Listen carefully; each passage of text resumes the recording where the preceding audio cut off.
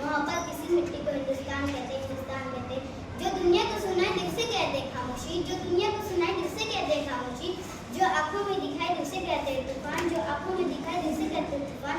ये जो दीवारों की सुलह था, ये जो दीवारों की सुलह है, चीन अमेरिका पाकिस्तान का साजिशों का हिस्सा है, मगर हम अपने घर का रोशनदान कहते हैं, मगर हम इसे अपने घर का रोशनदान कहते हैं। पर सामान्य शिक्षक पद सदस्य मंच के गणमान्य व्यक्ति में गणेश पंडित देश प्रेम और राष्ट्रीय निर्माण के उपलक्ष्य पर अपने कुछ विचार आप सभी के साथ साझा करना चाहता हूँ। आजादी, आजादी का असली मतलब वही समझ सकता है जिसने कभी गुलामी की है। हम सौभाग्यशाली है कि हमने स्वतंत्र भारत में जन्म लिया।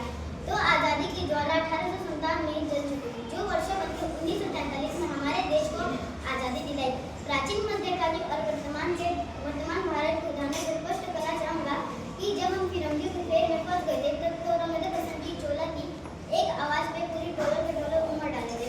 उनके वंदे मातरम के नारों में खून में आने वाला 5-5 डिग्री का तूफान अंग्रेजी शासकों को जब में तूफान ला देता था। लोग मर जाते थे, मर जाते थे, फांसी चढ़ जाते थे, तो भी अपने देशभक्त साबित कर रहे होते थे, क्योंकि यह उस दौर की देशभक्ति की कसौटी थी।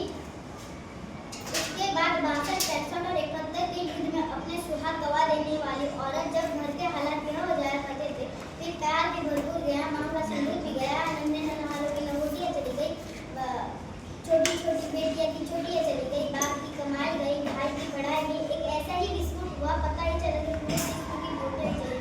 और आपके लिए तो आदमी ही मरा था, मेरे घर की तो किंतु मेरे घर की रोटियाँ ही चली गई, रोटियाँ ही चली गई। और आज देखिए इसी देश में आज देखिए जात धर्म भाषा की विवाद चल रही है। क्या यही देशभक्त है? क्या यही राष्ट्र निर्माण?